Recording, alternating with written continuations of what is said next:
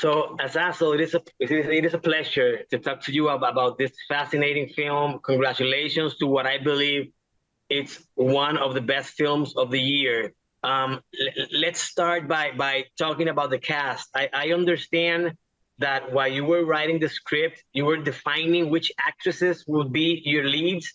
So how did this decision or this selection affect the outcome or the final product?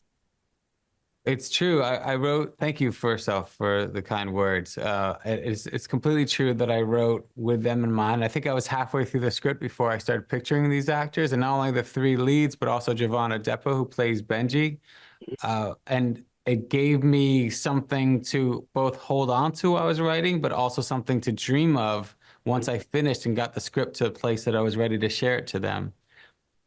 Before anything, once I got the script in a place that I felt confident about, I went straight to these actors so that it began as a base with us, that we would be the group. So I wouldn't be going out, starting to get the crew together, to start getting the money together, the locations, any of that. It would just begin that we would be the foundation. So it gave me a lot of courage because suddenly I was being joined with such immense talent, but also it gave me a clear vision of what I was aiming for, that there was no casting process in the way that was gonna, oh, what will this film be? I was immediately able to picture the film that I wrote actually coming to being.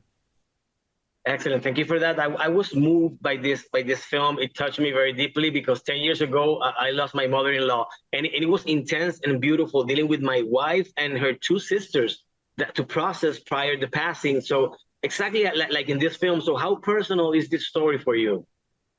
The film is as personal as can be. It's definitely what I've experienced with loved ones, but also I'm going through the process of experiencing with my own parents who have reached a certain age, and I'm here now, uh, moved back to be close to them, to be a caretaker, along with my sister and my wife, and uh, it's been, the film for me is, yes, it's full of the fears of what's coming ahead, but also has a lot of my hopes. I think it was a way for me to kind of explore these different feelings before fully going through it with my parents, just to prepare myself.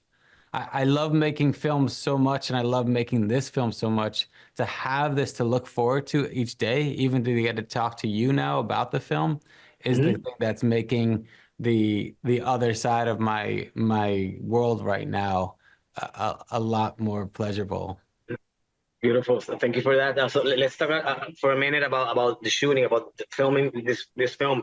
Another aspect that I love about the film, the shots, the transitions of empty spaces in the apartment. It feels sad, but at the same time, like full of life, like a theater play where the audience is are part of the story. So it has so many things. So why was it so important for you to film or to shoot in a real apartment rather than on a special set?